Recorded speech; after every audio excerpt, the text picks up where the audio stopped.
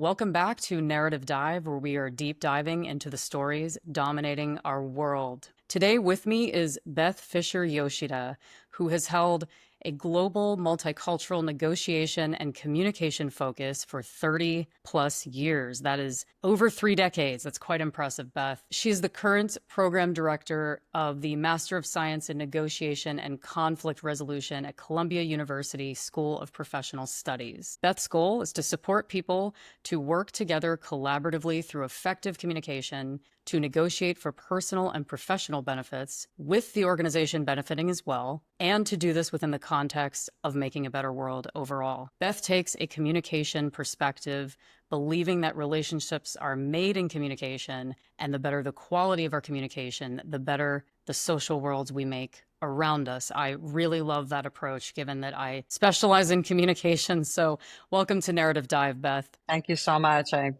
really looking forward to our conversation today. Excellent. So how does one come to teach negotiations? What motivated this track in particular for you? Well, a couple of different things. So one is the fact about teaching. The other is about negotiation, right? So I used to say I will never be a teacher, and I've been an educator my whole life in one form or another. So there goes that out the window.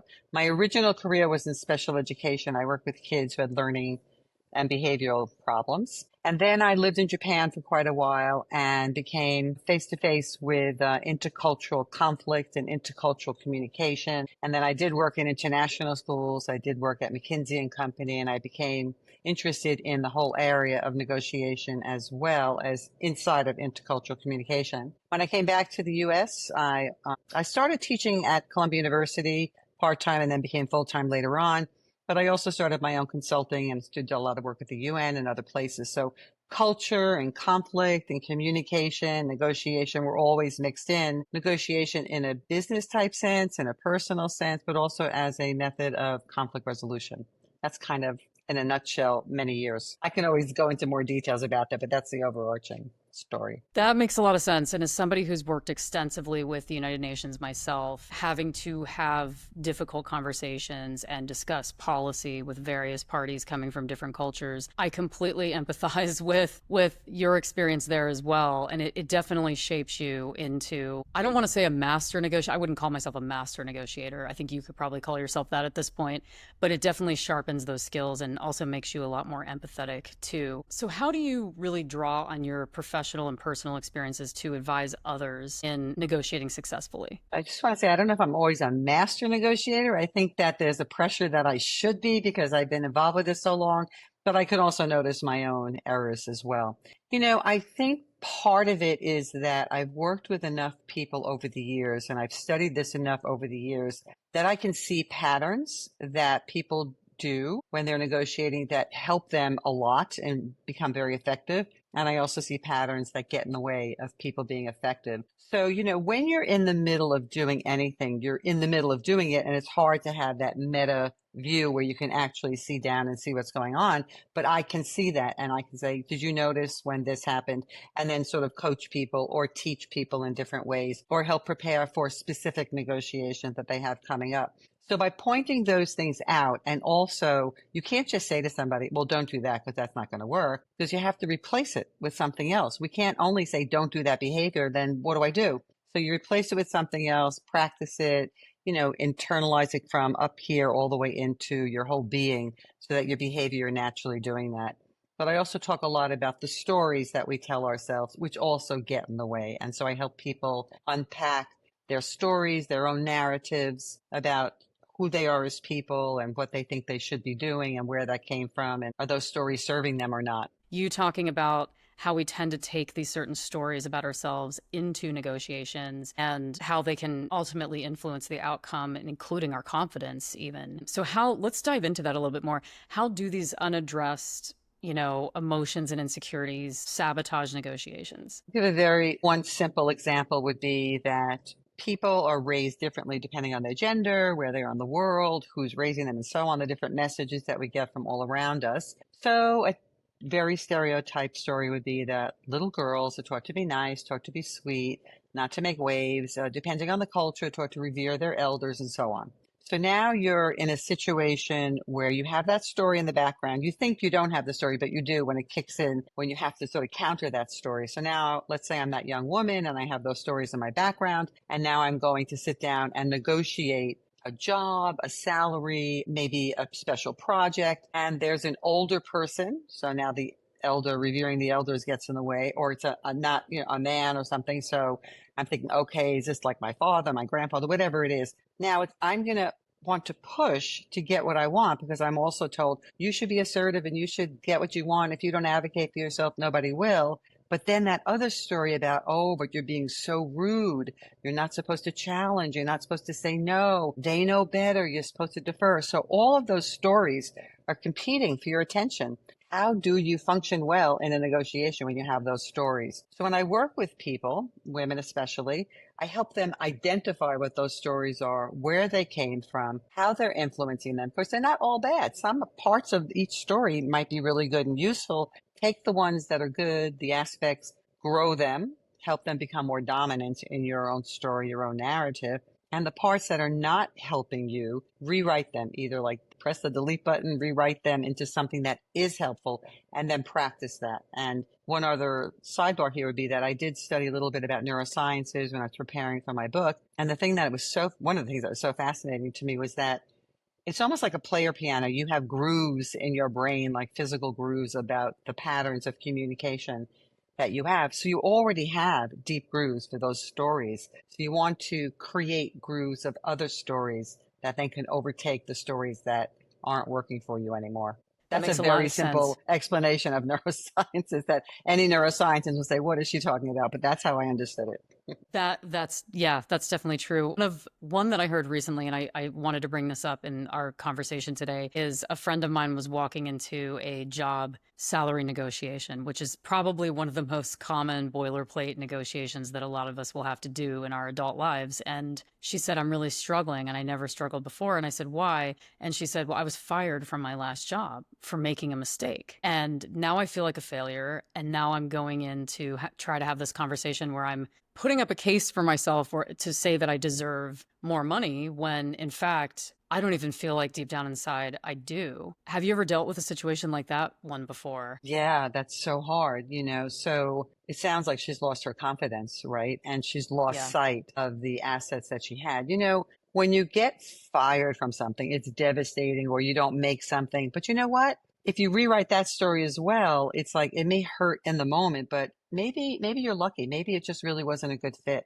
Maybe it sort of closed one door but opened up another door, another possibility. I think she needs to do some work on herself with a coach or even by herself and regain that confidence, like focus on what she did do well and those aspects because, her whole life she's not a failure. And, when I work with people in workshops or in education, because the master's program is anybody from like graduating undergraduate all the way through till much older in their 70s, even because people want to reinvent themselves. I always assume that you're not a blank slate. We're building on what you already have, but you still have to parse out the good stuff from the stuff that's not working in your favor. So that story of being fired is really, it sounds like it's still very dominant. That has to do other stories to downplay that one. That's just one moment in one job at one point, right? Like Exactly. contain it. It Yes. has to be contained.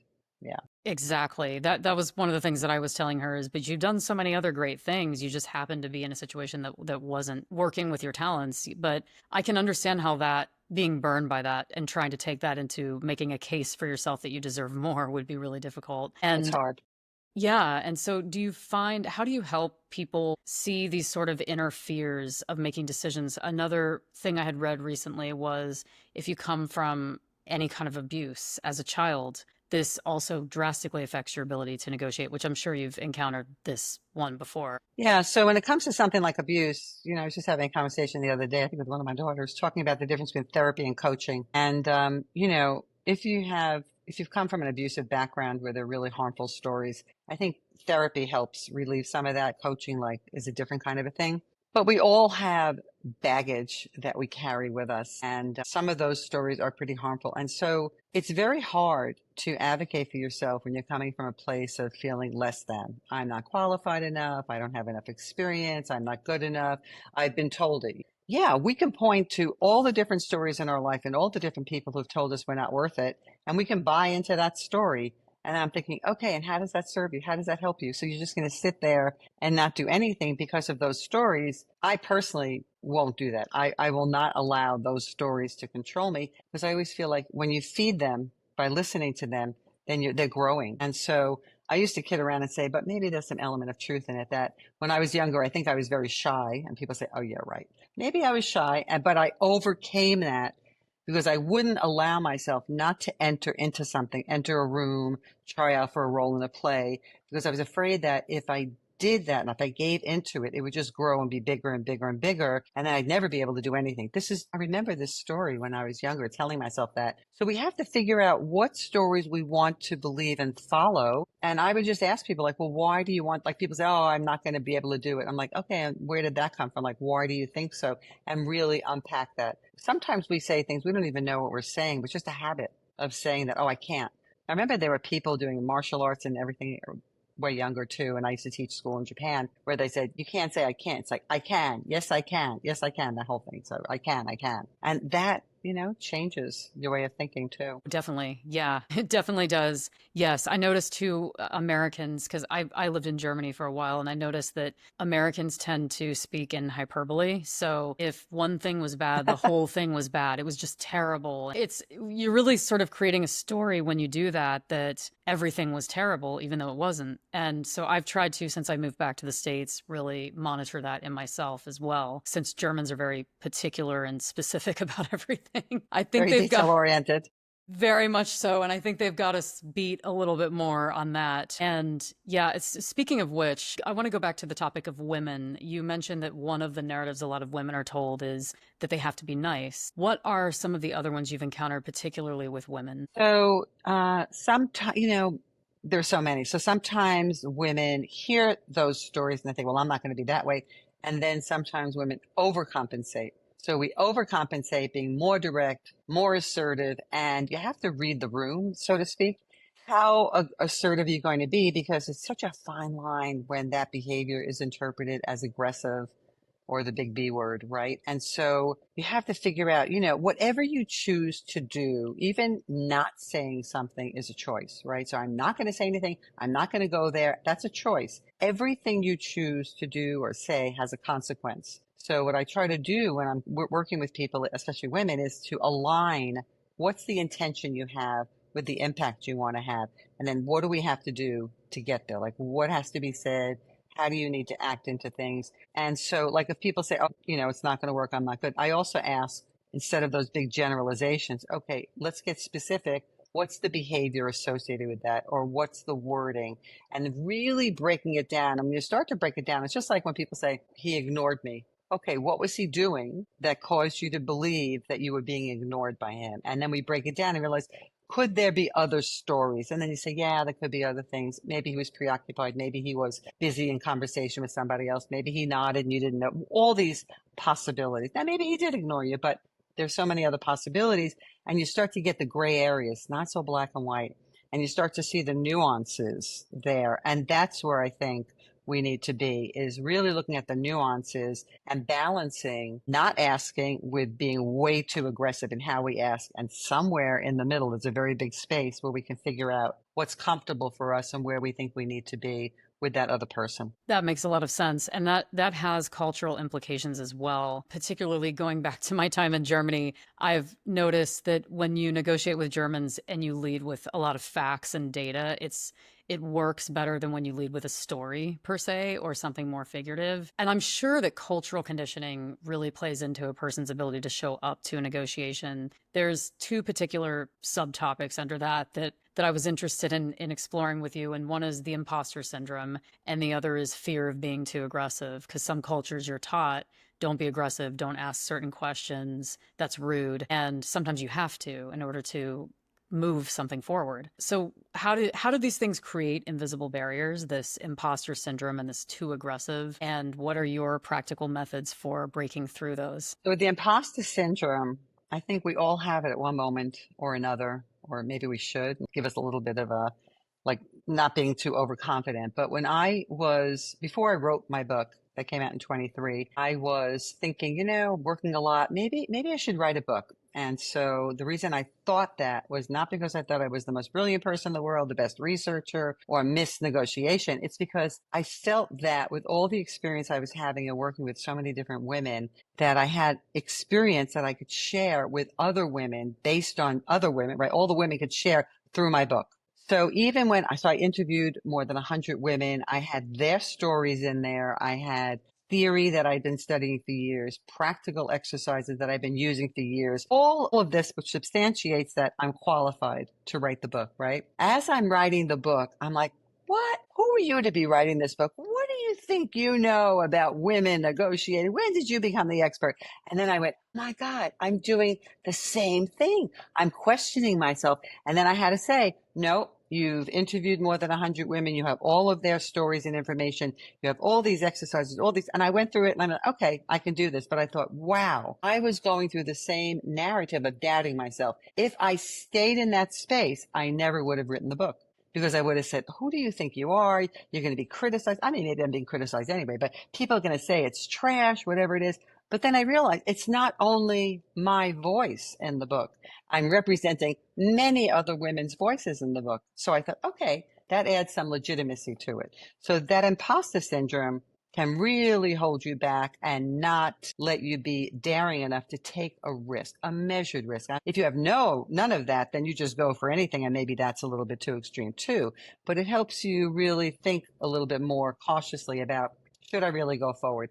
And then I like the expression, fake it till you make it, but don't go there and be cocky and don't put yourself in a situation where somebody, well, what do you think about? And then suddenly you're in the spotlight and you have to figure out, what am I going to say in this situation? And if you don't have anything substantial to say, but you're posing as somebody who does, then you get into some like tricky stuff there. That's very true. And I can completely relate to that because when I was in my 20s, by the time I finished my 20s, I had written two anthologies about women's stories from 30 countries around the world. And when I was looking for publishers, the comments I got were pretty nasty. It was like, well, what do you know about this? What qualifies you to write this? And I'm like, well, it's a real person's story. I'm not making up stories, but it does make things tough when you're trying to go into like negotiating for publishing. And then you have some critics who, this was a particular academic publisher. I won't say the name, but they were not very nice to me. And Sorry. yeah, I mean, you take that, it wasn't Columbia University, but you take those stories that people have said, like what qualifies you, why you, and these are things that would normally live in my head, but when they were on paper, it was like, oh my God, and I had to push that aside and still move forward. And That's right. yeah, and it's very hard to do that for some people. I think I'm just extremely stubborn, so. Well, that served you well. But the other thing is that, and this is something that women are characteristically known for, being able to more effectively advocate for others than they are for themselves. So if I'm there advocating, whatever, I can get out there and be stronger than for myself. So if you're writing the book about all of these women's stories and I'm telling about all these women's negotiation techniques, then I'm advocating for all the women. So if I frame it that way too, it's not only on me, right, to prove that I'm worthy. It's like we all are worthy of having this book out there. Absolutely. Yes. Yes, for sure. And whenever we are finished with our conversation, I definitely want you to give a shameless plug alert for your book because I Okay. haven't mentioned it thus far, but I definitely wanted to make that part of our conversation. One aspect of your background that I found interesting is teaching youth negotiation, and you've taught this around the world. Where was a country that you found this particularly compelling that you've taught it in, and how did these younger negotiators who aren't, tarnished with all these biases, prejudices, and preferences that adults have, by them being less burdened, how are they able to negotiate better? Well, I wouldn't say they're unbiased or less burdened. I think everybody has their own stuff, right, that they're dealing with. Well, it depends on what you mean by youth, because I've actually, in a formal education setting, I taught anything from kindergarten to doctoral students. So that's quite a gamut. I do work with youth leaders, maybe like 18 to 28, 30-year-old range in different places. And so I don't only teach negotiation, right, by itself. I teach it as part of a leadership development package, so to speak. So it's leaders who also are working in the areas of conflict transformation or peace building.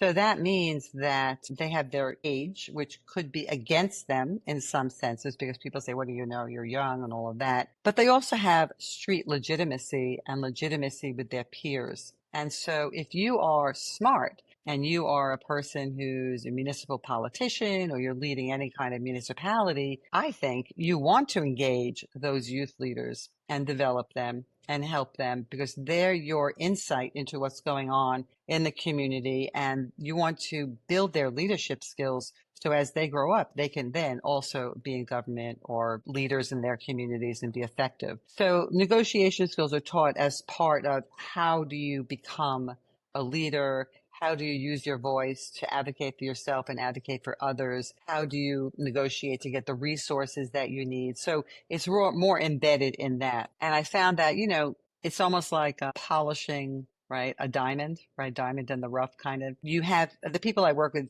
mostly tend to already have some leadership skills, have some leadership experience. So what I like to do is just see what they already have, what they're already good at, and then just teach some techniques so they can polish it and create their own voice, right? And I think that's where their strength is. It's not only saying to them that you don't know this or whatever. Say, yeah, that's great. And here's some more to enhance your voice. And I think that to me is what negotiation is in those contexts, is being able to assert yourself and get what you need to do what you want to do. So your how can I use that approach suggests that you are constantly observing the gap between what people say they want and what their behavior actually reveals that they fear. And fear is an interesting thing because it can either be a motivator or complete poison for a lot of people. So how do you help clients become aware of their own subconscious patterns with their fears? So because I started my career much more strongly as a practitioner, I'm always thinking, how can I use it? When you're doing research, it's like a narrower field. Not that I'm a big researcher, but it is. Practitioner is like whatever works, just an eclectic approach. So somewhere in between. So when I see something, I hear something, I learn something, I'm like, oh, wow, that's so clever. Even if I knew the topic before, there's a nuance to it that I hadn't considered. And when you're working with different people, you can say the same thing to 10 different people and it won't have the same effect. So you have to always think about how am I going to say this in a way that it's going to affect that person the way I want it to affect that person. So fear is interesting because people don't always identify fear. Like some people will say, yeah, I'm very fearful. And most people that I've encountered won't admit fear, but they'll think about other things. And I say, okay, well, what's the worst that could happen? So the person says no, then what happens, right? So you take them down that path of thinking to say, well, actually, the worst is not really that bad after all. If it says no, it says no. And then I say, well, maybe it wasn't a good fit. It wasn't the right timing. That door closed, another door opens, all those different ways of framing things. But the how can I use this really for me is always my practitioner hat, is using it in the classroom, using it in my writing, using it with clients, either in a workshop or a coaching session or in a speech, because it does make sense. And it's just another way, another angle that might appeal to people. That definitely makes sense, especially in workplaces. And I know you also deal with workplace conflict resolution. So you must encounter teams that are stuck in destructive stories about each other in workplaces. How do you help these groups identify and shift the collective narratives that keep them trapped in unproductive cycles that they end up getting stuck in? Yeah. So one of my many pet peeves is when I go into an organization and they're telling me about the conflict, this is not functioning, whatever is happening. I always do some kind of a needs assessment because I want to know what's going on from different perspectives so I can get a more well-rounded point of view. The initial intake is just the presenting issue, as I say, right? So as I'm talking to people, I definitely understand if conflict has been going on for a year because, you want to try different things, you bring in HR and all of that. What I have a very hard time understanding is when people tell me, oh, 5 years, 6 years. And I'm like, 5 or 6 years, how could that be? It's not an exaggeration. There are many workplaces I go to and they tell me 5 or 6 years. The type of intervention I can do and recommend at the 5 year point is very different at the 1 year point, right? You have to really change people, change the dynamics. It's just so strongly embedded. So I won't go to that extreme case here, but I'll talk about the milder cases where people do have destructive stories. So A lot of times people feel that their contributions are way bigger than other people's contributions and that they're not recognized for it. They're not appreciated. They're not recognized. That's just a generalization, but it's very dominant. I do all the work and nobody thanks me and nobody appreciates me. And if it wasn't for me, things would fall apart or fill in the blanks. If it wasn't for me, this team wouldn't be functioning. So then I think that the leader of the team has a bigger responsibility because the leader sets the tone and models what he or she wants to be happening in the team behaviorally. And if the leader doesn't protect the team, it's like a power dynamic thing, then the team's not going to be vulnerable, not going to want to take a risk for the leader. And then you have compliance, not commitment. And when I talk about that, it's, the power like from under. So if you're a leader, you can't just assume everybody's going to follow you because you're the leader and you have that positional title. You have to earn the respect and you have to earn people to follow you, which means they have to trust you.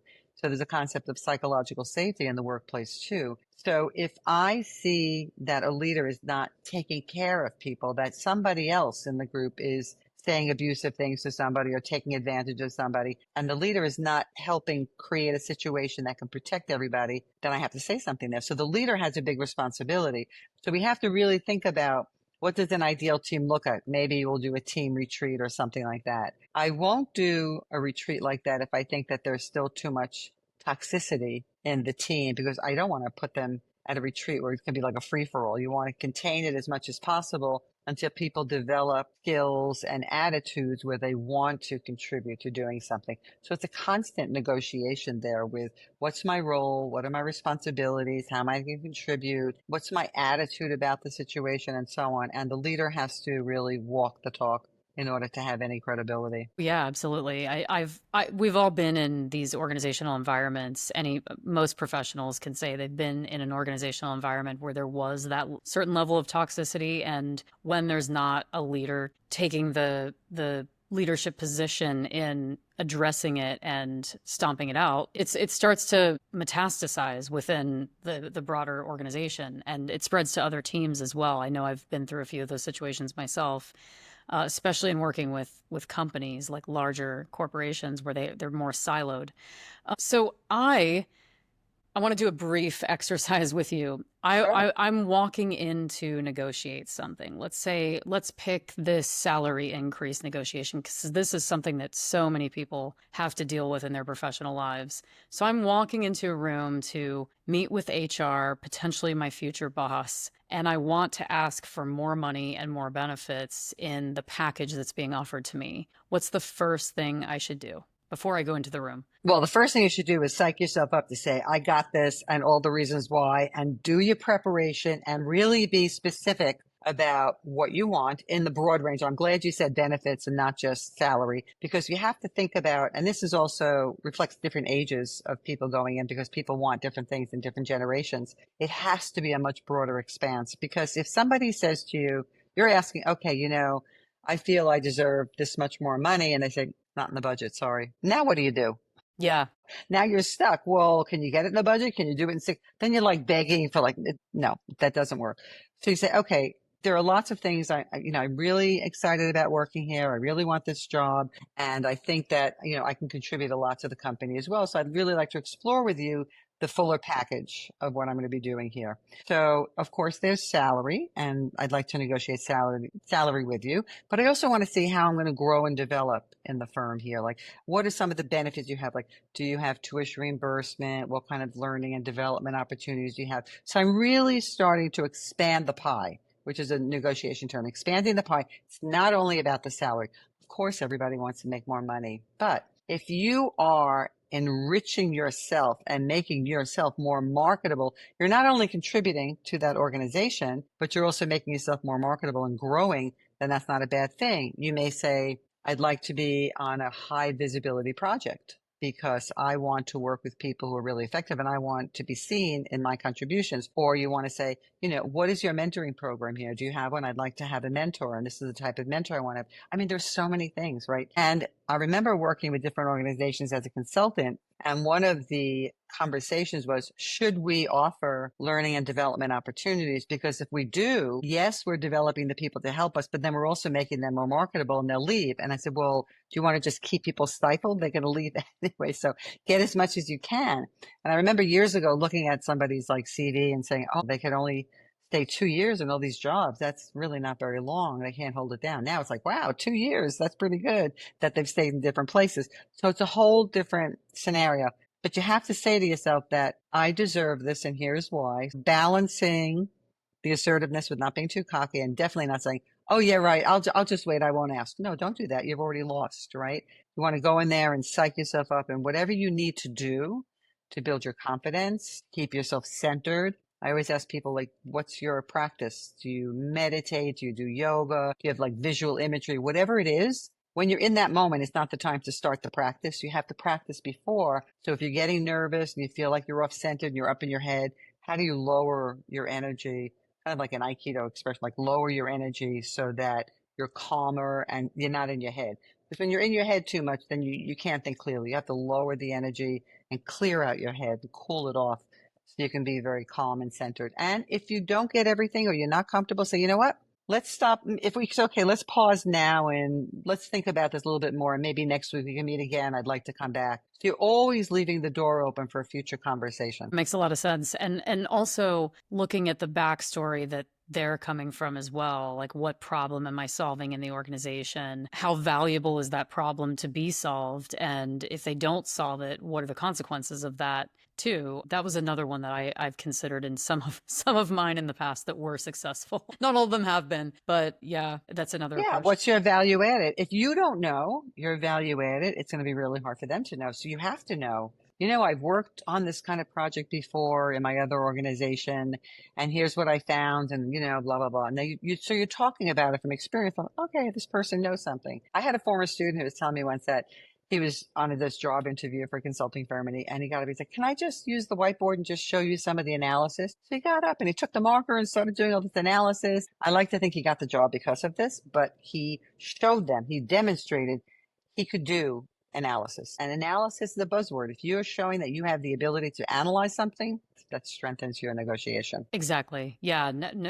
Identifying the keywords in the description or whatever it is that you and go and pointing to specific examples from your past as to how you did that. I was conversing yesterday with a friend about micromanagers, and I said usually at the core of micromanagement there's a story as to why that trauma response is activated and why the trust isn't there with something. And sometimes there's a cause and effect, but you don't, maybe the person had another person on their team that really caused them a lot of headaches, and now they're taking it out on you. So you have to kind of trace that story backwards and find the root of it. So excellent. Is there anything else in the course of our conversation today that I should have asked you about your negotiation work that I have missed? That's so funny. I ask people that too. Now that you're asking, I'm like, it's a great what did we question, miss? right? Because Yes, sometimes it we don't is. always see it. Yeah, I think, okay, one thing I'll talk about, when I look at negotiation, I also look at the phases of a negotiation process. So you have the whole preparation phase, and I always say winging it is not a strategy. Like, I think I'll go in and wing it.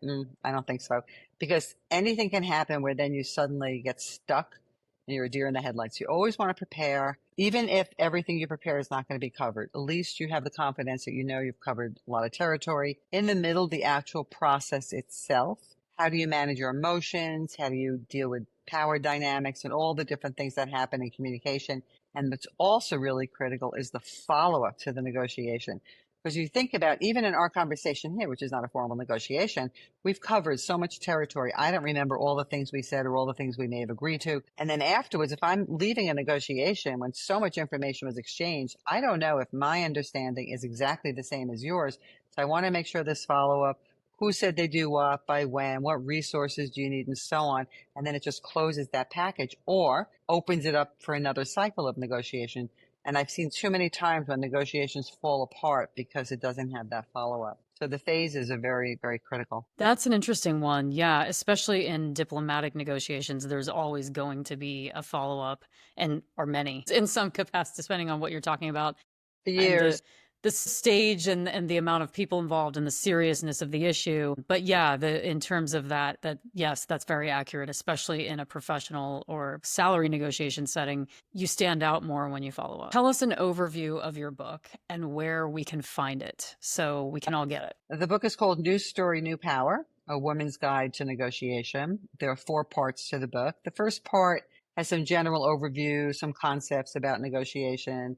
The second part has a variety of contexts, negotiating in family, in the workplace, in a personal relationship, lots of different contexts. The third part is where it has preparation, process, and post, and all the different kinds of tools you can use and takes you through some scenarios. And the fourth part has 3 deeper case studies, right, about really going through the case studies. The book is available in all the big booksellers, Amazon and others, independent booksellers as well. And the book is being translated now into Spanish and will be out Excellent. in October 2025. I'll be doing some book talks about the Spanish version, and I'm writing a follow-up book to that. I'm not sure of the title yet, but it's going to have like maybe 6 scenarios of very deep scenarios of different women who are negotiating different parts of their lives. So it's almost going to be something like, just like you're watching some program on television, like episodes, right? There'll be 6 episodes, 6 women. That's the plan. And I'm going to be writing that in the fall. Hopefully that will be published in 2026. That's really exciting. I actually didn't know you were writing a follow-up to the original book. So I didn't think I was, and here I am. I mean, books are a gift to the world. Having written 2 anthologies, I definitely, although anthologies are a bit like herding cats, you have so many other people involved in them and you know, their personal stories, which they obviously are very particular about and should be. And yeah, so congratulations on the second book. Oh, thank you. And congratulations on your books. They are timeless, and they do include a lot of world issues and things that, you know, are stamped in our history indefinitely. And I think that's the redeeming timeless factor about them. Beth, well, thank you for joining us on Narrative Dive today. This has been extremely insightful, and I'm always interested in how to become a better negotiator, and especially with conflict resolution as well, given the sheer amount of international teams I've worked with over the years. So thank you so much for joining today. Thank you for inviting me. It was really great.